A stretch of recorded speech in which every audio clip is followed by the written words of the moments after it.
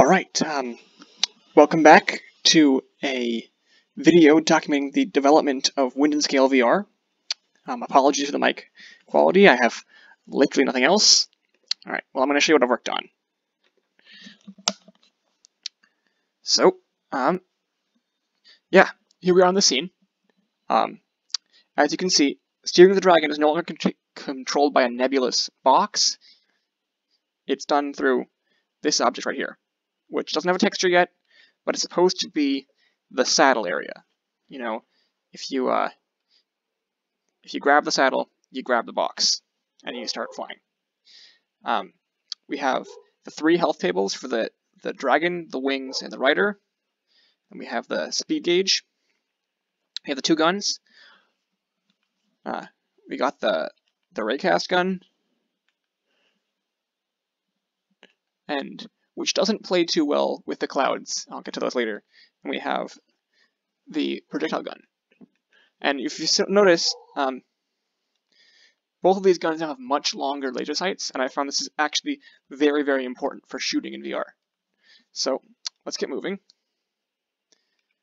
Now, if you notice, I've added a fair bit of scenery. We have some island types. Now, these are not going to be the kind of islands you have in the final game. They're going to be the final game is going to have much prettier ones. This is not the final art style. I'm just trying to test out different shapes and the concept of, you know, avoiding terrain. These are all very small. I need to make some bigger ones. Now, some of these islands, islands have holes in them, and you can actually, you know, fly through. Let me give a demonstration. Right here. See, these have tunnels, and the colliders are set up so you can fly through them. And these islands don't have LODs yet, but the clouds do. So let's go on to the clouds. That's what I've been working on today. I've been working on clouds. So these are pretty cool clouds. Now they're just untextured for now, but when you and you can fly right through them, and it's all good. I haven't set all of them up yet. That's a problem. So let's show off this one. When you go into a cloud, your vision gets whited out, and you get a fog effect.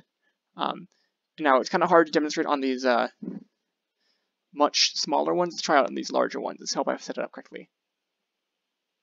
Yeah, you get this big fog effect, and you can't really see much. Yeah, and then you're out.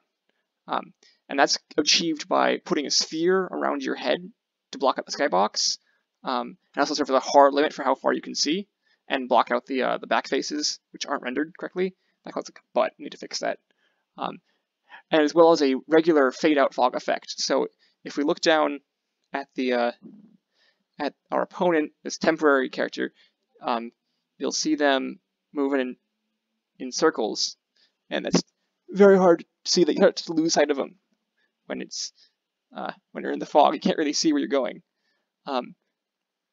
And this is going to factor into the gameplay to allow you to try and lose opponents by ducking into the fog. And you have to have like a risk-reward thing, because you can't really see either. So let's talk about the new shooting. See if I can do it on stream. Yeah, that bang is not me pulling the trigger, that's the hit marker noise. I need to get some more sound effects. But that shot right there that I pulled off would have been impossible with the previous shooting model. But just adding longer laser sights has made shooting much more natural. It's strange, like I couldn't hit crap before, but now I totally can, and it's pretty reliable. So moving forward, gonna get some more effects in the clouds. I'm gonna get some textures for all this, and I'm gonna start adding more guns. Now, right now, there is no consequences for damage. Well, there's some consequences. Here, let's see if we can take damage. As you can see, I'm taking damage to the dragon gliders. Let's see if we can take wing damage. Shoot me in the wings, would ya? He's not shooting me in the wings. Okay, please shoot my wings.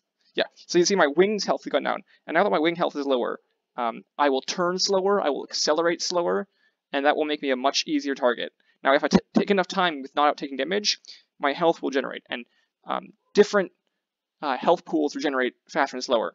So the dragon main health regenerates pretty slow. Even slower is the actual rider health, which is like your headshot damage. But your wings, they're the biggest target on your model. Like, look at these massive things. And they have the least health. Like, the things do the most damage to them, and so they also regenerate faster. So the core combat loop is supposed to be, you swoop in, you damage enemies' wings, that weakens them up, and then you take them out.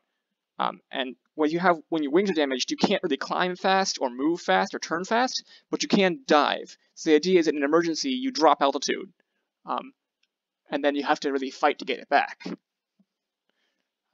But that all remains to be seen. Right now, the enemy just flies in a circle. Oh man, I love that stereo can. Just flies in a circle, and we're going to be adding in some kind of 3D navigation, waypoints and trailing, even a breadcrumb system that can help them chase the player. But that's all to come in the future. It's not what I have right now. Yeah. Thank you for watching this dev update, and I hope to give you more details soon. That's all for now. Bye-bye.